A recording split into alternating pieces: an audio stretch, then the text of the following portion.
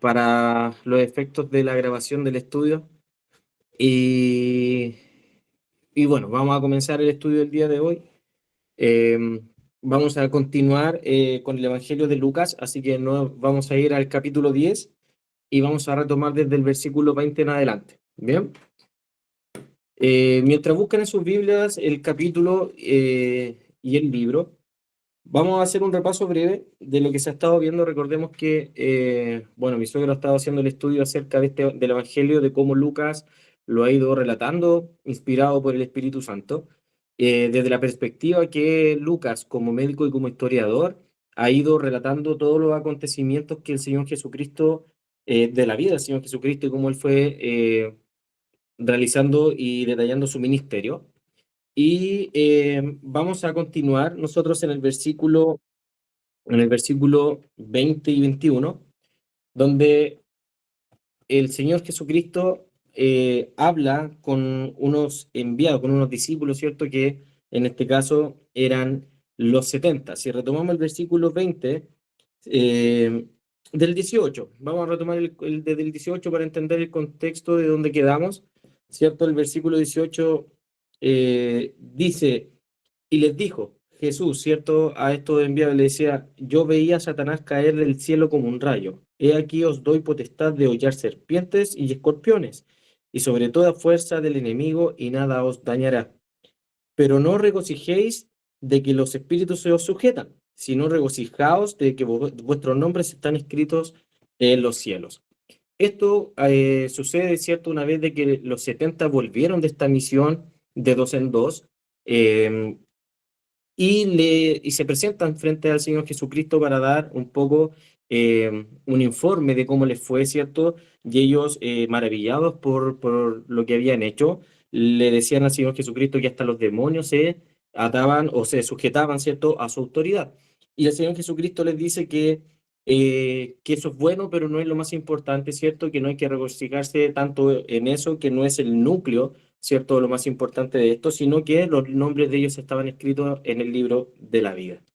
Y es así como continúa ahora en el 21. Vamos a retomar el 21 diciendo, en aquella misma hora Jesús se regocijó en el Espíritu y dijo, yo te alabo, oh Padre, Señor del cielo y de la tierra, porque escondiste estas cosas de los sabios y entendidos, y las has revelado a los niños. Sí, Padre, porque así te agradó. 22. Todas las cosas me fueron entregadas por mi Padre, y nadie conoce quién es el Hijo sino el Padre, ni quién es el Padre sino el Hijo, y aquel a quien el Hijo lo quiera revelar. 23. Y volviéndose a los discípulos les dijo aparte, bienaventurados los ojos que ven lo que vosotros veis, porque os digo que muchos profetas y reyes desearon ver lo que otros veis y no lo vieron, y oír lo que oís y no lo oyeron. Bien, ahora nosotros vamos a retomar un poquito estos versículos para más o menos entender qué quiso decir el Señor Jesucristo en estos primeros 4 versículos que acabamos de leer. Lo primero es que cuando en el versículo 21, cuando se refiere en aquella misma hora, ¿cierto? Se refiere en ese mismo instante en el cual los 70 se presentan delante del Señor Jesucristo después de esta misión, y el Señor Jesucristo, ¿cierto?, le responde. Y este regocijo en el Espíritu es un regocijo que viene desde lo más profundo. Y este es el mismo Espíritu, ¿cierto?, el cual fue investido el Señor Jesucristo cuando fue bautizado, es decir, el Espíritu Santo. ¿Verdad? Entonces, Él se conmueve, ¿cierto?, desde lo más interno, desde lo más profundo, por los resultados que obtuvieron estos 70. Si nosotros hiciéramos una vista, ¿cierto? Un panorama un poco general de la misión de estos 70, en la escritura, en este evangelio, no se menciona ningún resultado negativo de la misión que tuvieron estos 70. Por lo tanto, podríamos decir que el Señor Jesucristo se regocija primero por los resultados de que la misión fue exitosa. ¿En qué sentido? En que la palabra fue predicada y en que a pesar de todo no se menciona ningún inconveniente. Por lo tanto, se puede inferir de que los 70, ¿cierto? Tuvieron una misión más que exitosa en esta ida de dos en dos. Y el Señor Jesucristo en el 21 dice, yo te alabo, oh Padre Señor del cielo y de la tierra. Cuando se refiere en esta parte, aquí uno pudiera destacar lo siguiente. Primero, la actitud del Señor Jesucristo de alabanza hacia el Padre, producto de este acontecimiento, ¿cierto? Y esa es una actitud que nosotros como hijos de Dios también deberíamos tener siempre. Alabar al Padre, ¿cierto? A pesar de las circunstancias. Y si hay algún logro, con mayor razón, ¿verdad?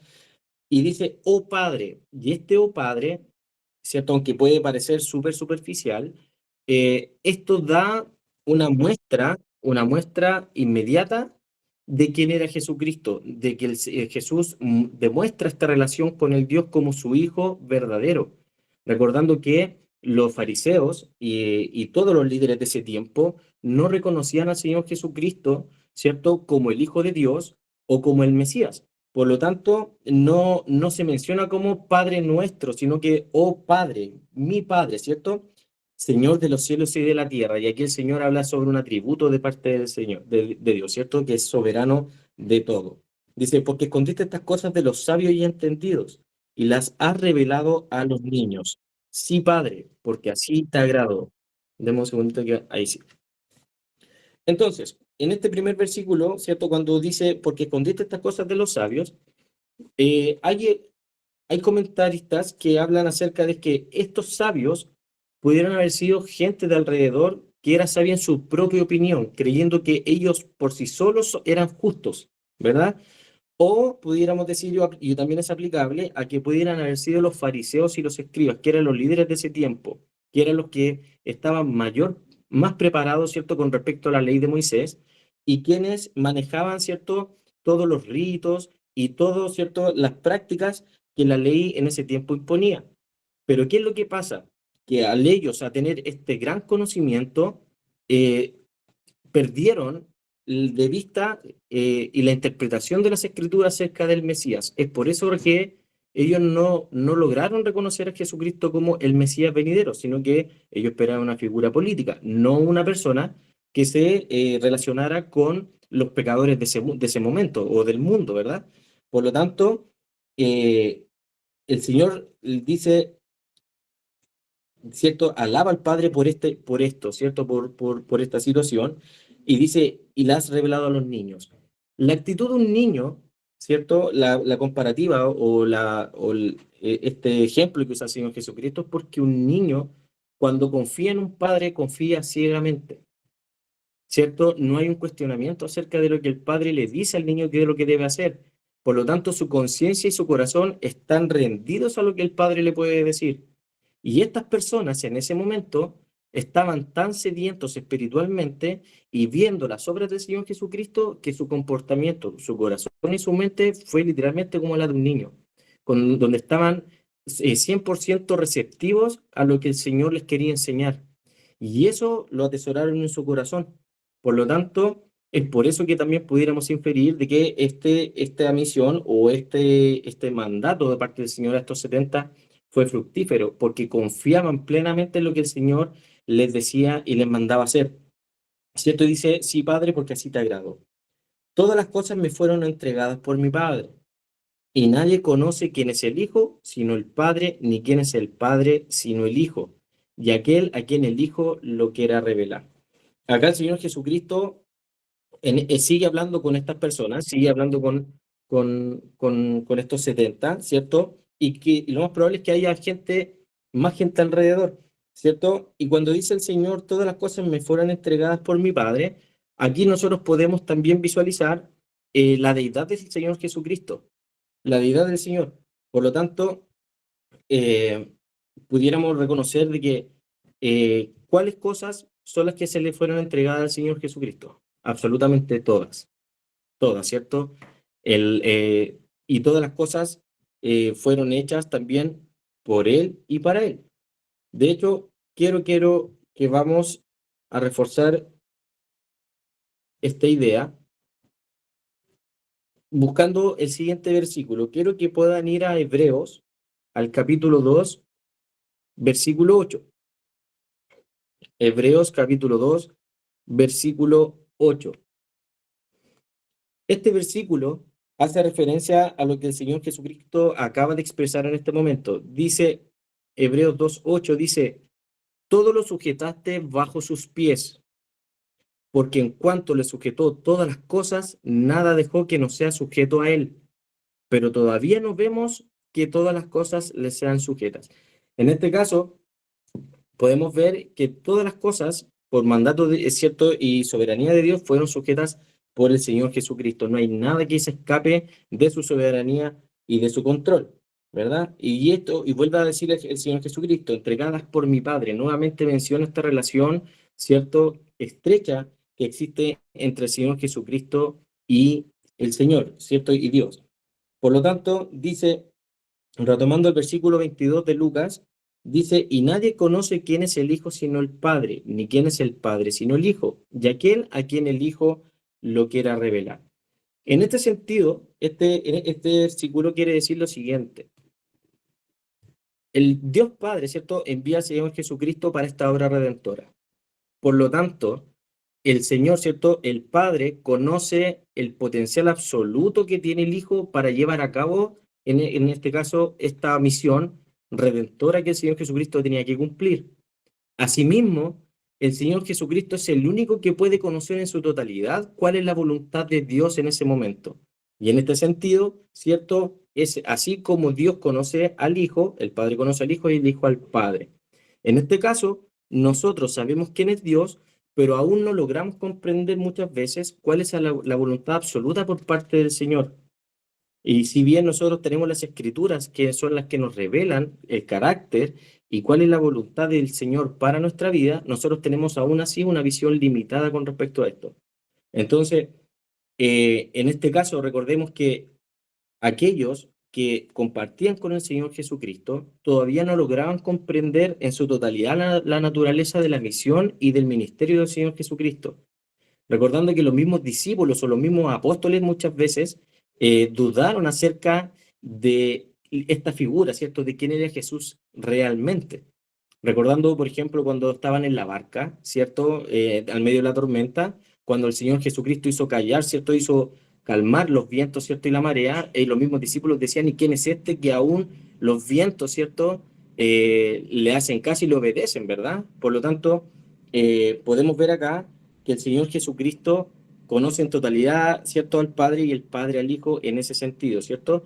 Y a quien el Hijo lo quiera revelar. En este caso, no, recordando lo siguiente de que todas las cosas durante el ministerio del Señor Jesucristo no se fueron revelando todas completamente.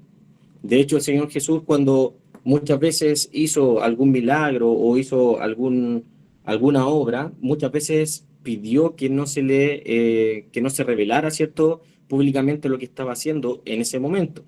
Ahora, no todos tampoco sabían que Jesús era el Mesías, porque él tampoco se presentó abiertamente en un comienzo que él era el Mesías, ¿verdad? Por lo tanto, esto tenía un tiempo en el cual Dios, ¿cierto?, como eh, dentro de esta obra que el Señor Jesucristo tenía que revelar, debía respetar estos tiempos para que se cumpliera el objetivo principal, que era que el Señor Jesucristo fuera a la cruz por la expiación de los pecados, ¿cierto?, de todos nosotros, y fuese la obra redentora completamente sin ningún estorbo. Bien. Eh, Déjeme revisar acá. Quiero que veamos.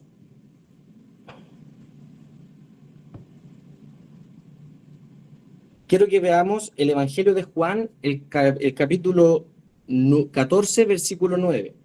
Fíjense que en este sentido, este versículo refuerza un poco lo que acabamos de conversar, ¿cierto? Que algunos creían, ¿cierto?, eh, conocer al Señor, pero fíjense que Juan 14, 9 dice, Jesús les dijo, en este caso a sus apóstoles, ¿verdad? Dice, tanto tiempo hace que estoy con vosotros y no me has conocido, Felipe. El que me ha visto a mí, ha visto al Padre. Como pues dices tú, muéstranos al Padre. Entonces, ellos en ese tiempo, al estar con el Señor Jesucristo, aún no lograban reconocer este gran misterio, ¿cierto?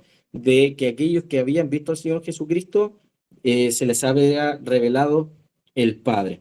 Es por eso que el Señor Jesús también hace eh, esta reprensión en cuanto a Felipe por esta pregunta que se hizo. De hecho, en el Evangelio de Juan, en el capítulo 12, versículo 45, ¿cierto? El Señor Jesús dice, y el que me ve, ve al que me envió.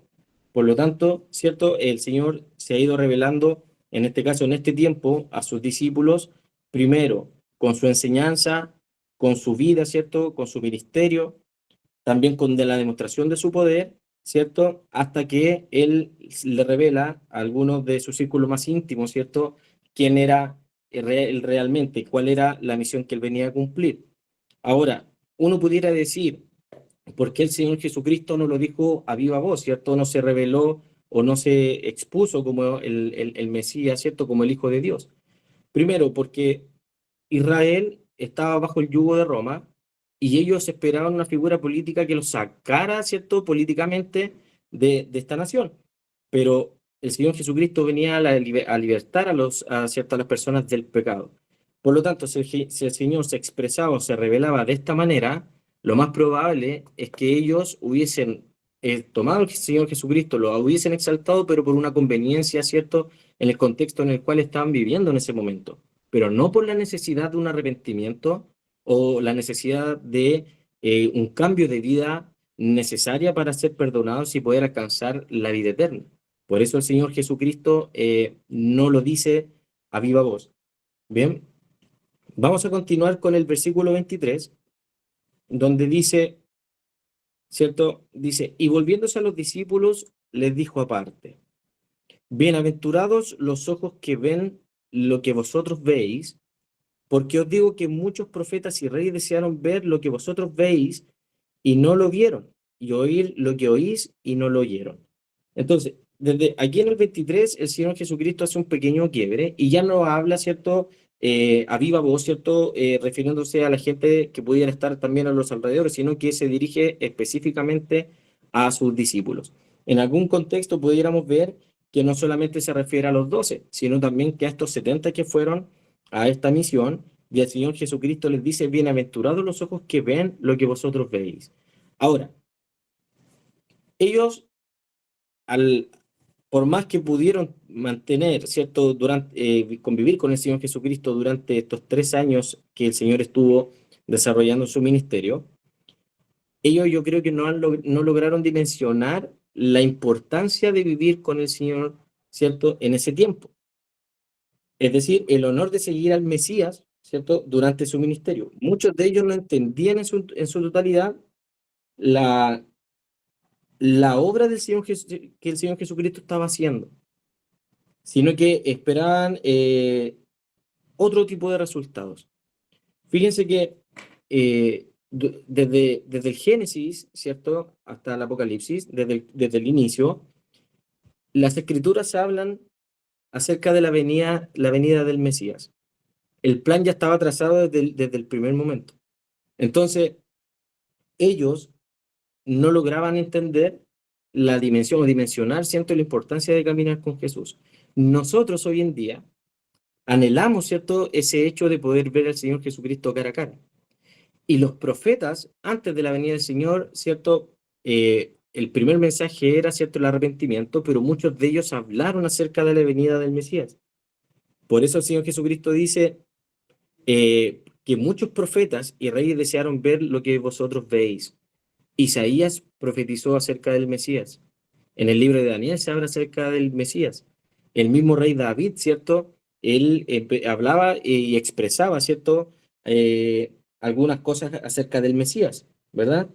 Eh, Fíjense que las escrituras también nos dicen a nosotros que somos bienaventurados, ¿cierto? Porque no viendo al Mesías creímos en él. Por lo tanto, fíjense que aquí el Señor Jesucristo, de todas maneras, dentro del gozo que él estaba viviendo, recordando eso, que era el regocijo de Jesús que él estaba expresando, les da esta bienaventuranza a aquellos que lo siguen y que empezaron a ir por los alrededores a esparcir el Evangelio. Pero, ¿cuánto más nosotros, que no viendo al Señor Jesucristo, ¿cierto? hemos creído en Él y en su palabra. Y eso es una promesa que el Señor también ha hablado para nosotros.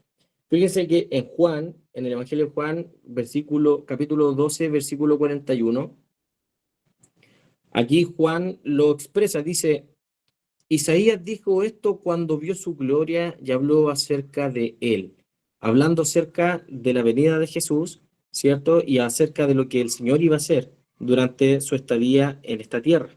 Bien, eh, déjeme buscar este otro versículo, que aquí lo tengo. Marcos, en el Evangelio de Marcos, capítulo 12, versículo 36. Marcos también dice lo siguiente. Dice: porque el mismo David dijo por el Espíritu Santo, dijo el Señor a mi Señor, siéntate a mi diestra hasta que ponga a tus enemigos por estrado de tus pies. Eso lo pueden encontrar en el Salmo 110, versículo 1, por si acaso. Aquí Marcos hace referencia directamente a ese Salmo, al 110, versículo 1. Bien. Ahora, cuando el Señor Jesucristo está hablando estas cosas a estas personas, ¿cierto? A estos discípulos, fíjense que sigue el versículo 25 y acá el Señor Jesucristo se ve expuesto a, no acorralado, pero sí tiene que responder, como lo hemos visto a lo largo de muchos evangelios, que el Señor tuvo que responder a muchas incógnitas, eh, recordando que muchos de ellos trataban de tentar al Señor Jesucristo para hacerlo caer, para ver qué era lo que respondía, ¿cierto? Con ciertas preguntas que pudieran ser un poco capciosas. Y el 25 dice: he aquí un intérprete de la ley se levantó y dijo, para probarle: Maestro, ¿haciendo qué cosa heredaré la vida eterna? Entonces, primero, en este versículo, ¿cierto? Cuando hablamos de los intérpretes de la ley, recordemos que teníamos a los fariseos, que eran una facción, ¿cierto?, de los judíos, y teníamos a los escribas, que eran estos intérpretes o doctores de la ley. Bien, por lo tanto, esta persona se presenta delante del Señor Jesucristo y le dice, le hace esta pregunta para probarle o para tentarle, ¿cierto? Para saber, para ver qué es lo que el Señor le iba a responder, ¿cierto? Según la pregunta que vamos a ver más adelante, tomando en consideración lo siguiente, de que muchos de los fariseos y personas como esta no estaban de acuerdo con el mensaje que el Señor Jesucristo predicaba, recordando que muchos de ellos lo acusaron al Señor Jesucristo que iba en contra incluso de la ley de Moisés. Por lo tanto, es por eso que muchos de ellos iban, ¿cierto?, a confrontarlo y se resistían a este evangelio que el Señor Jesucristo mostraba. No todos. Recordemos que, por ejemplo, en el caso disculpen, se me fue el... Bueno, ahí después lo voy a recordar en la medida que... Dice el 25, ¿cierto? Para probarle: Maestro, ¿haciendo qué cosas heredaré la vida eterna? ¿Cierto? Entonces, recordando que el Evangelio del Señor Jesucristo o la primera noticia era que se predicaba acerca del arrepentimiento. Bien, recuerden que Juan el Bautista, mientras el Señor Jesucristo no asumía su ministerio, lo primero que él predicaba era arrepentido, ¿cierto? El reino de los cielos se ha acercado, ¿verdad? Y es así como también Juan empezaba a confrontar a muchos fariseos y a gente de esta facción, ¿cierto? Por lo tanto, esa era la primera noticia, ¿cierto? El arrepentimiento. Y nosotros sabemos ahora por la Escritura de que el arrepentimiento, este cambio de vida y el reconocer que Jesús es el Hijo de Dios, ¿cierto? Nos lleva a la vida eterna, ¿verdad? Muchos de ellos creían que el seguir la ley de Moisés era suficiente para alcanzar la vida eterna. Pero veamos también a lo largo de las Escrituras de que por las obras nadie puede alcanzar esta salvación o esta redención. No porque el Señor a lo mejor no se goce de que uno obre bien, sino que nunca va a ser suficiente para pagar este precio o esta deuda que nosotros teníamos con el Señor a causa del pecado. Por eso el único que podía, en este caso, pagar la deuda total era el Señor Jesucristo. Sin embargo, este escriba le dice: ¿qué cosa debo hacer para hallar o heredar la vida eterna? Y el Señor Jesucristo dice lo siguiente, en el 26 dice, Él le dijo, ¿qué está escrito en la ley? ¿Cómo lees? El 27 dice, aquel respondiendo dijo, amarás al Señor tu Dios con todo tu corazón y con toda tu alma y con todas tus fuerzas y con toda tu mente y a tu prójimo como a ti mismo. El 28 dice, y le dijo, bien has respondido, haz esto y vivirás. El 29, pero él queriendo justificarse a sí mismo, dijo Jesús, ¿quién es mi prójimo? Y aquí nos vamos a detener un poquito. Bien, aquí nos vamos a detener un poquito. Dice, ¿cierto? En el 26, el Señor no le da una respuesta a su pregunta. Él le responde con otra pregunta, ¿cierto? Porque dice, ¿qué está escrito en la ley? ¿Cómo lees? Esto lo primero. El Señor Jesús responde con esta pregunta, apelando a que si Él es un doctor de la ley, ¿cierto? Debería conocer, en este caso, aquellas cosas que deberían hacer para ser hallados, ¿cierto? O ser considerados obedientes. Por eso el Señor le dice, ¿qué está escrito en la ley? ¿Cómo lees? Y lo otro es que el Señor Jesús no responde con un conocimiento inmediato, porque muchos de ellos estaban acusando, justamente lo que le dije anteriormente, de que el Señor Jesucristo no seguía la ley. Por lo tanto, aquí podemos ver que el Señor Jesucristo en ningún punto eh, abroga la ley, ¿cierto?, de Moisés, ¿cierto? Él no pide que nosotros no cumplamos la ley, sino que, se sea obediente, pero en este caso, como el escriba lo quería tentar y lo quería ver qué es lo que iba a responder, el Señor le pregunta esto, ¿qué está escrito en la ley? Para que el mismo escriba le tuviera que responder, ¿cierto? Lo que él mismo te estaba preguntando, dice, ¿cómo lee? Y ahí viene la respuesta del escriba en el 27, dice, aquel respondiendo dijo, amarás al Señor tu Dios, ¿verdad? Y aquí fíjense lo siguiente, el escriba menciona cuatro aspectos. Hay que amar al Señor con el corazón, con el alma, con la fuerza y con la mente. Pero fíjense que en Deuteronomio, ¿cierto? Que después lo vamos a ver, en Deuteronomio dice que se tiene que amar al Señor con el corazón, el alma y la fuerza.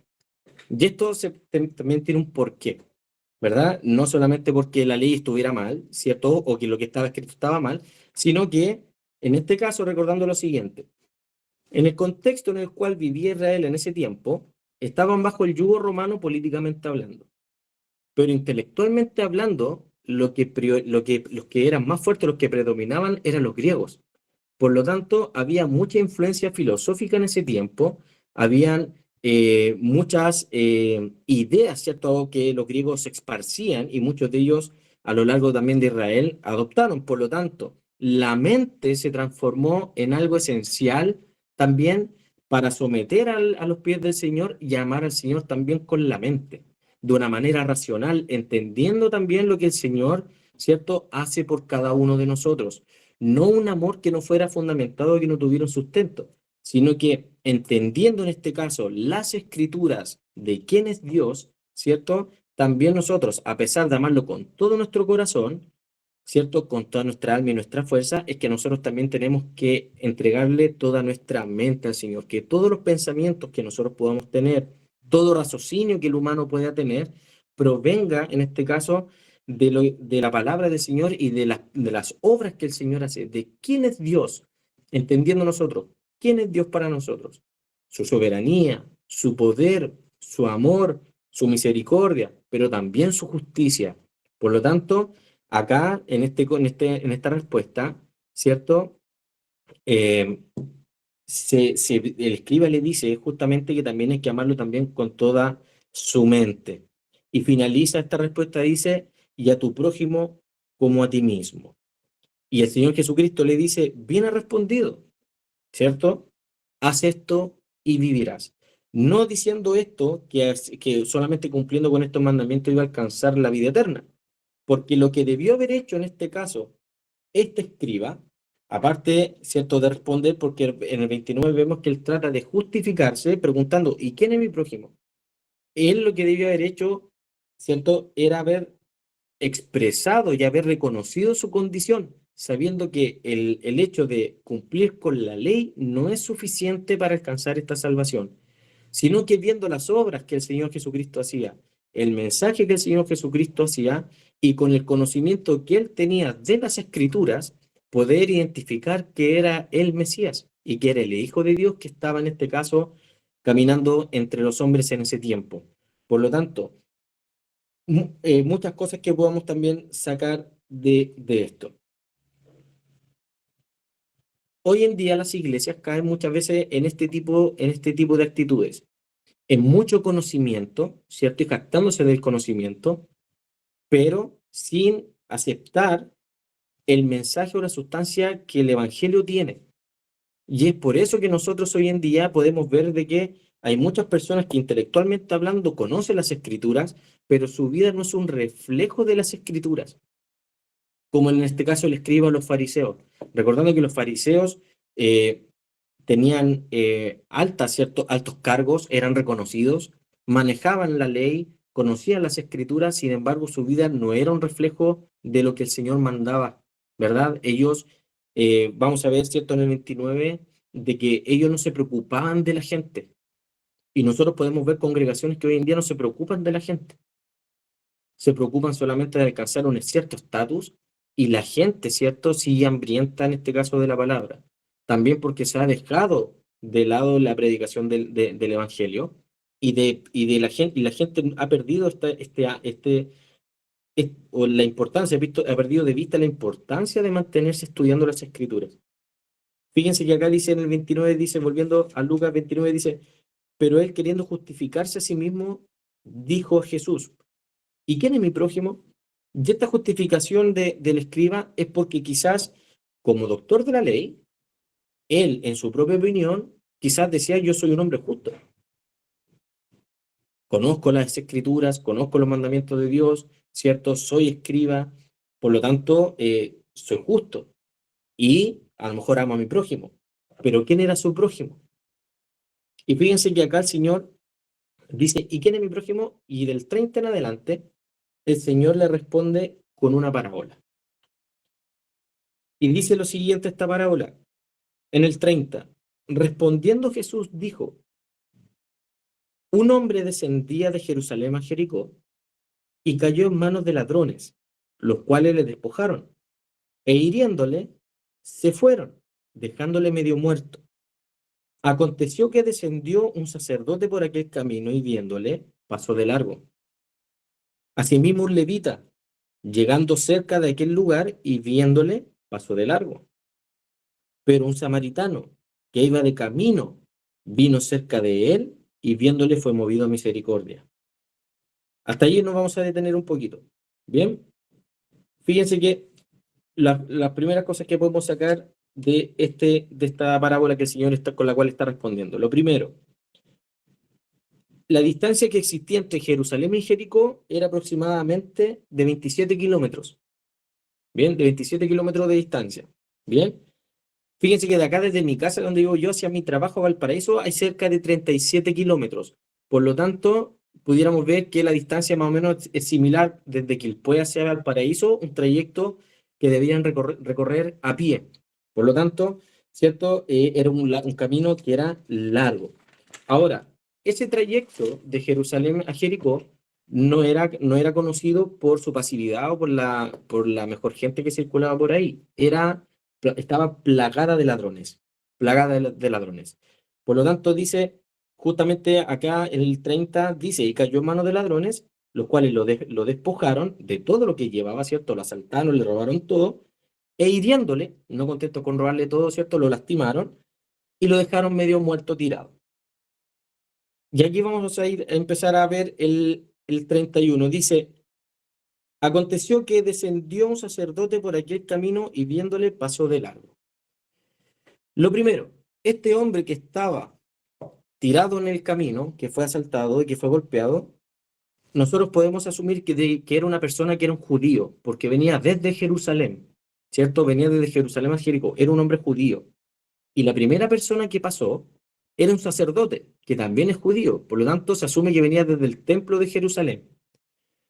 Y fíjense que acá dice, y pasó, viéndole y pasó de largo, no es que no lo haya visto, se hizo el desentendido. Y esto es grave, porque el sacerdote era el responsable de todas, ¿cierto? Las labores del templo, ¿cierto? Tenía que ver con la ofrenda, ¿cierto? Con enseñanza, por lo tanto, era alguien que debería haber sido conmovido a misericordia por el cargo, ¿cierto? Que él mantenía dentro del templo.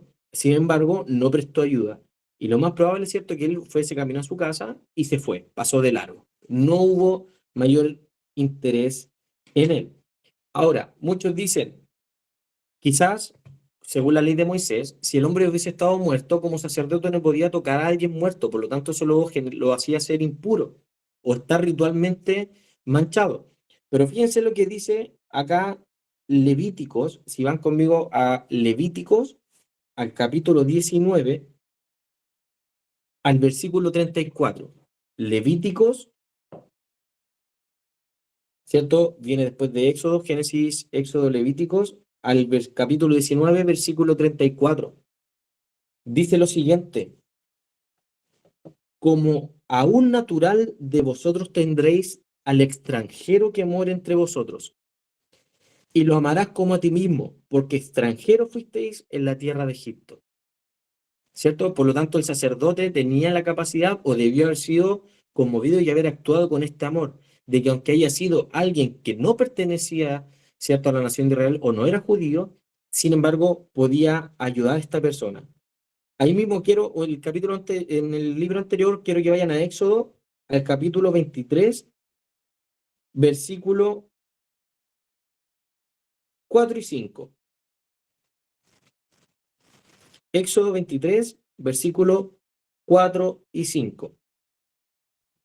Dice lo siguiente, dice, si encontrares el buey de tu enemigo o su asno extraviado, vuelve a llevárselo. Si vieres el asno del que te aborrece caído debajo de su carga, lo dejarás sin ayuda. Antes bien, le ayudarás a levantarlo.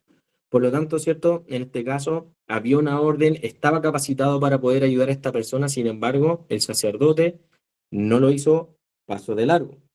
Luego en el 32, ¿cierto? Dice, volviendo al Evangelio de Lucas, ¿cierto? Al versículo 32 dice, asimismo un levita, llegando cerca de aquel lugar y viéndole, pasó de largo. Recordando que los levitas eran los ayudantes del sacerdote en el templo. Por lo tanto, conocía todas estas cosas que nosotros acabamos de ver y también estaba capacitado para poder ayudar a esta persona. Sin embargo, tampoco lo hizo. Y fíjense en el 33, pero un samaritano que iba de camino vino cerca de él y viéndole fue movido a misericordia. Lo primero, los judíos y los samaritanos eran enemigos, se odiaban, ¿cierto?, a muerte, a muerte. Número dos, segundo aspecto que podemos reconocer acá, tuvo misericordia. Él pudo haber sido conmovido por el odio, ¿cierto? O haberse dejado guiar por el odio o por este rechazo hacia el judío. Sin embargo, tuvo misericordia, una compasión absoluta, ¿cierto? Y pudiéramos decir, que es la misma actitud que el Señor Jesucristo mostró con nosotros y con las personas de ese tiempo. ¿Cierto? Quiero que vamos, antes de pasar al otro punto, al Evangelio de Mateo, al capítulo 9, versículo 36. Mateo capítulo 9, versículo 36. El Señor Jesucristo, siendo judío, ¿cierto? A él lo seguían de todo lugar, de muchas partes. De hecho, una de misiones, pudiéramos decirle, que el Señor tuvo fue ir a Samaria y predicar el Evangelio en Samaria. Y dice el 36 del capítulo 9 del Evangelio de Mateo, dice, y al ver las multitudes, tuvo compasión de ellas, porque estaban desamparadas y dispersas como ovejas que no tienen pastor.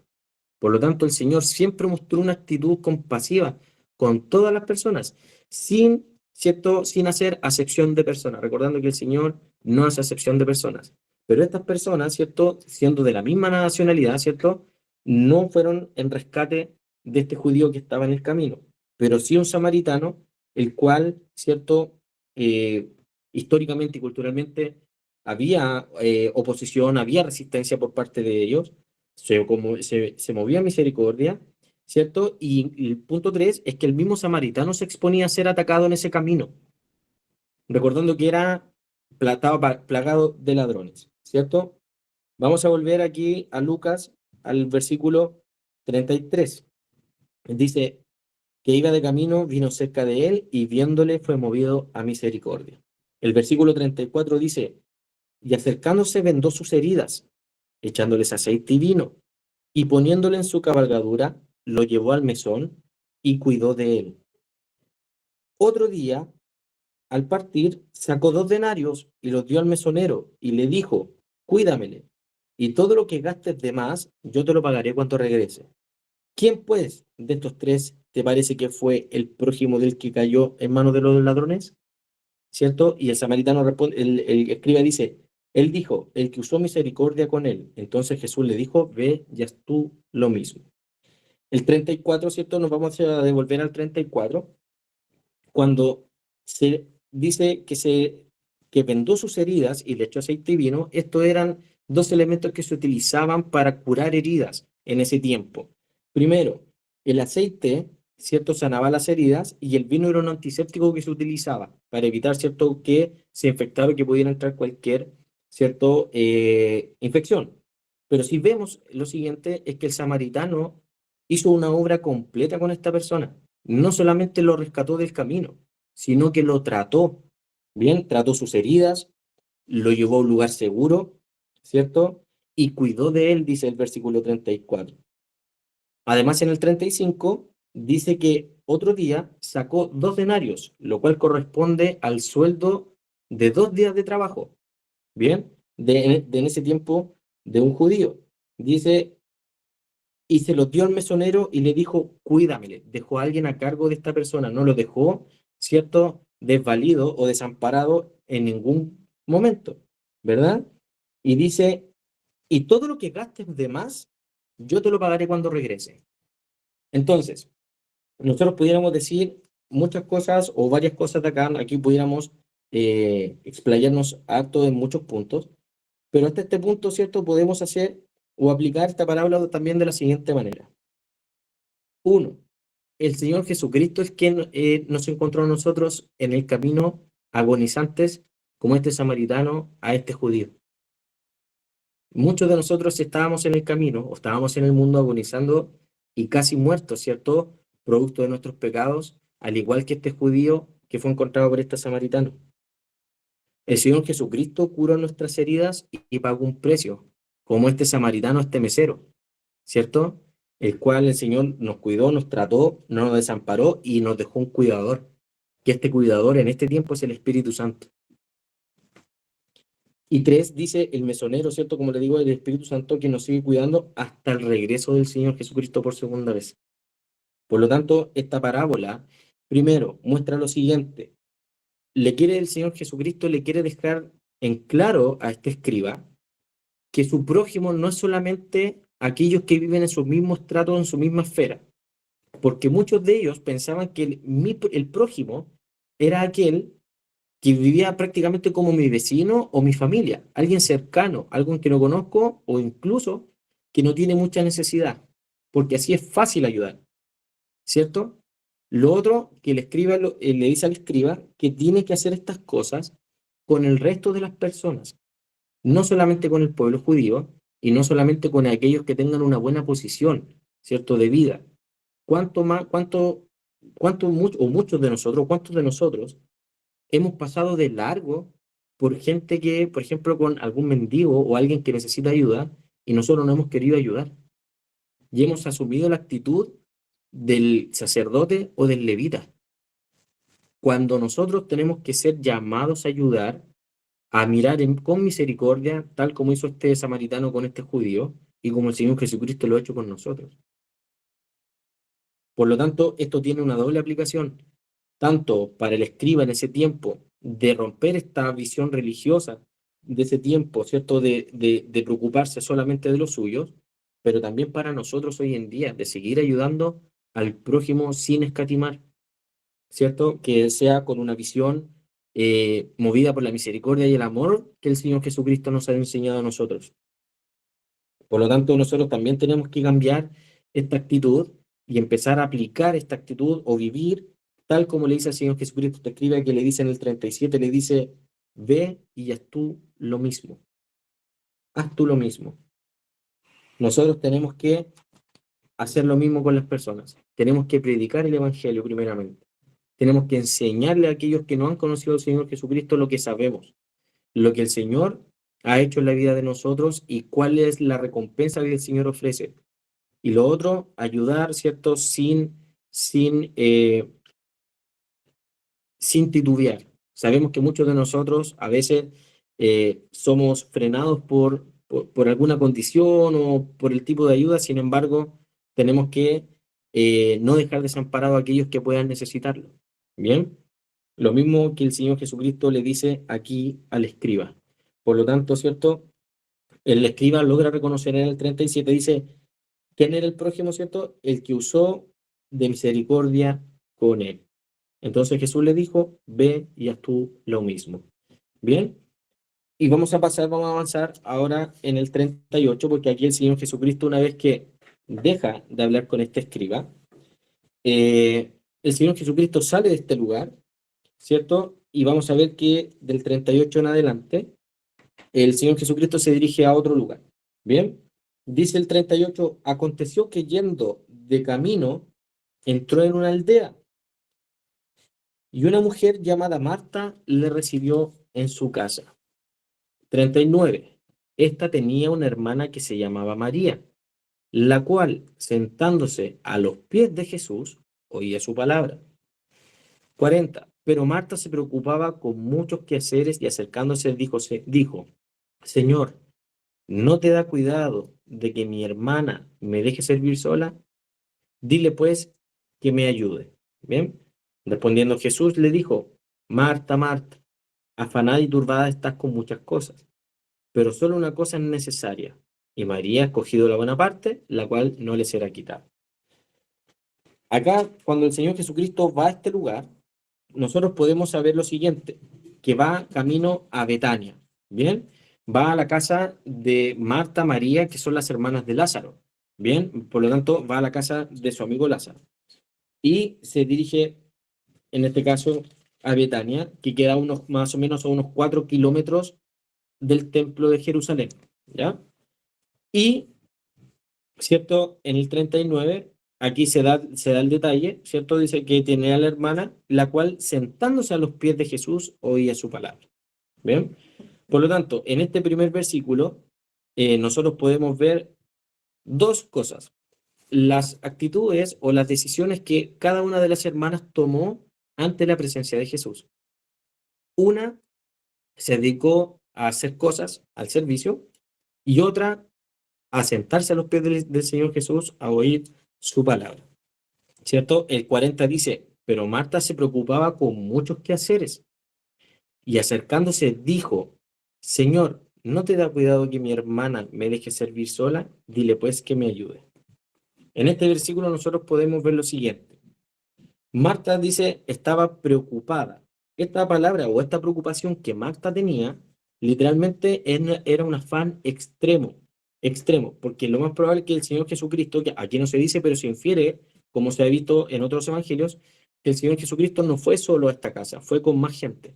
Por lo tanto, esta Marta, en este afán de querer ser quizás reconocida por lo que se estaba haciendo, ¿cierto? En estos quehaceres, estaba tan afanada que literalmente que estaba siendo tironeada de todos lados. Porque cuando alguien recibe a alguien en su casa, uno se preocupa de la comida, se preocupa de que esté ordenado, se preocupa de que tenga el refrigerio, ¿cierto? Una bebida, de que lo que tengo en el horno, que esté ordenado y así. Y muchas cosas. Por lo tanto, Marta aquí estaba literalmente siendo tironeada por muchas preocupaciones y muchos quehaceres, ¿cierto? Y cuánto de nosotros hoy en día, con el ritmo de la vida y con el ritmo del trabajo, estamos igual que Marta, siendo tironeados en todos lados, de aquí para allá, con que tengo que trabajar, que tengo que cumplir con esto, que hay que hacer el pago de alguna cosa, que tengo que ir para allá, que no puedo salir, que me salió un problema, que me salió otra cosa, que tengo que hacer muchas cosas. El corre-corre hoy en día de la vida nos lleva muchas veces a vivir como Marta estaba en este momento muy afanado, y muy acongojado, ¿cierto?, por las preocupaciones que estaba teniendo en ese momento. Bien, y eso, ¿cierto?, nos lleva a lo siguiente.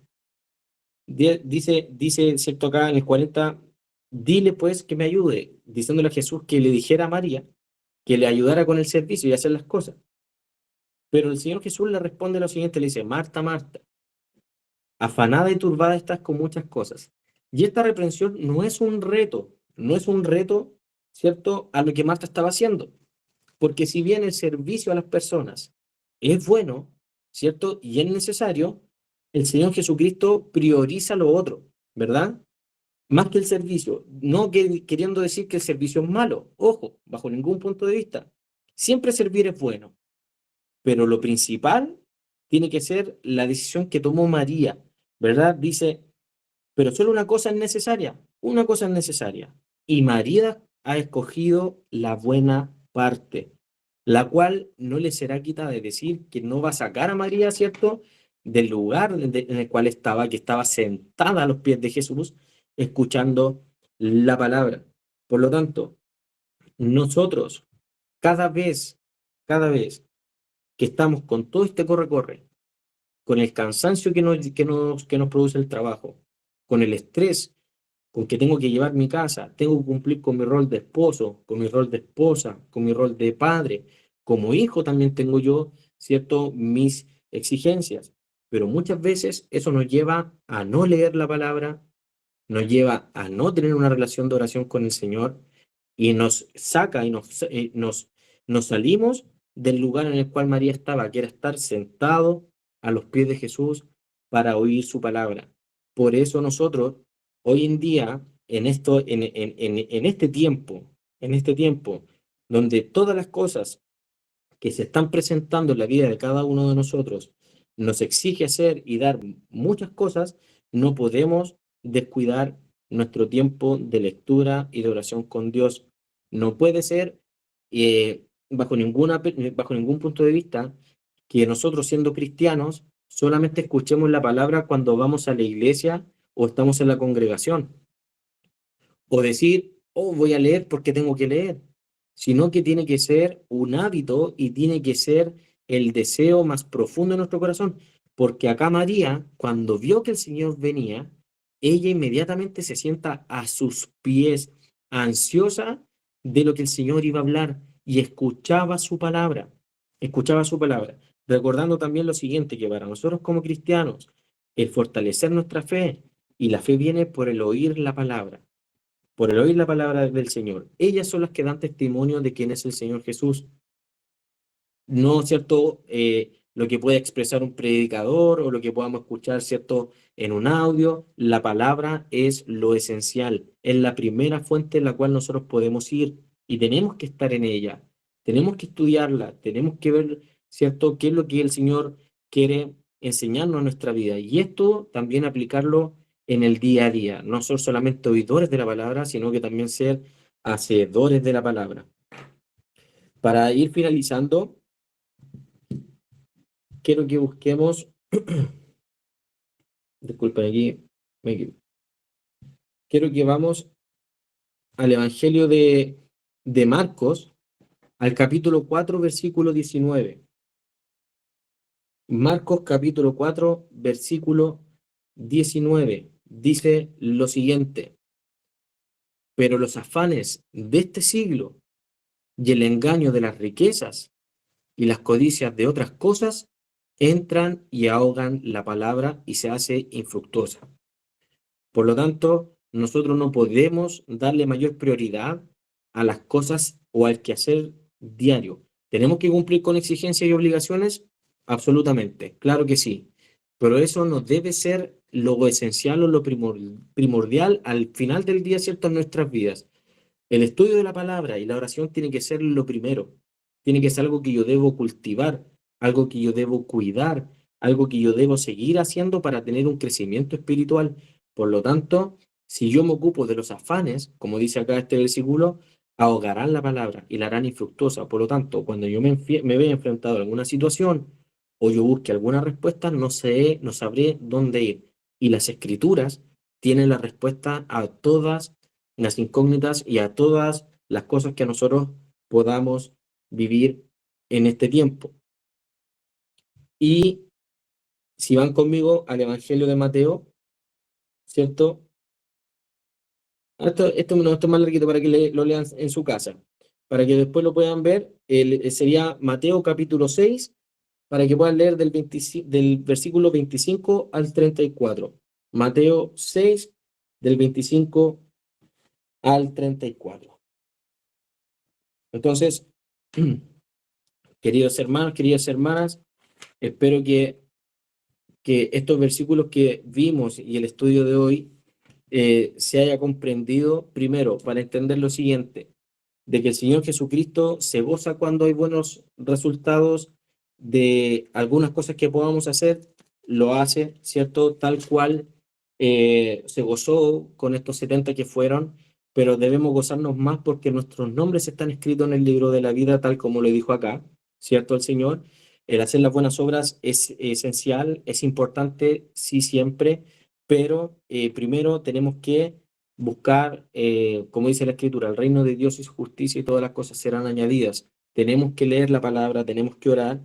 Y lo otro, tal cual le dice a este escriba el Señor Jesucristo, ¿cierto? En ese contexto de que nosotros tenemos que vivir una vida eh, mostrando los frutos de nuestra relación con Dios, ser un buen prójimo, amar a Dios por sobre todas las cosas, con todo nuestro corazón, alma, fuerza y mente, que nada de nuestro ser, ¿cierto?, se escape de esta cierta relación con el Señor, que el Señor sea el que nos llena a plenitud y que Él sea nuestro deleite diario, lo que nosotros podamos buscar siempre, ¿cierto?, a primera hora del día y al final cuando estemos descansando, que el Señor sea el que nos llene y nos sea el que tome el control absoluto de nuestras vidas. Así que espero que haya sido de bendición para ustedes y vamos a orar. Bien, Señor Jesús, yo le quiero dar las gracias por esta tarde, Señor, por su palabra. Yo quiero darle las gracias, Señor, por el privilegio, Señor, de poder compartir con mis hermanos, Señor, lo que usted ha dejado para nosotros, Señor, esta enseñanza, la cual nos lleva a poder amarlo, Señor, sobre todas las cosas, reflexionar acerca de nuestra relación con usted, Señor, a querer forzar y fortalecer, Señor, nuestra relación con usted, Padre, y también mostrar ese amor, Señor, y esa misericordia con aquellas personas que están necesitadas, Señor, de ayuda y de su palabra, Señor. Yo le pido, Padre, que en esta noche usted nos pueda dar descanso, Señor, que usted nos ayude también a serle fiel, que el hecho de leer su palabra y tener una vida de oración, Señor, sea el primer deseo en nuestro corazón, Señor, y que usted nos ayude a cumplir con esto, Padre. Sabemos que el afán de este tiempo, Señor, y el enemigo está esforzando, Señor, para mantenernos lejos de usted, Señor. Es por eso que le pido en esta noche que pueda colocar en el corazón de mis hermanos, Señor, y en el mío también, el hecho de poder buscarle diariamente, Señor, y alabarle tal como el Señor nos ha enseñado a través de su palabra, Señor. Bendiga lo que queda de este día, esta noche, Señor, y le pedimos que usted nos acompañe en esta semana que viene, Señor, que comienza las exigencias nuevamente en las cuales debemos cumplir, Señor. Le alabamos, Señor, le agradecemos por este tiempo y le amamos en el nombre de su Hijo Jesús. Amén.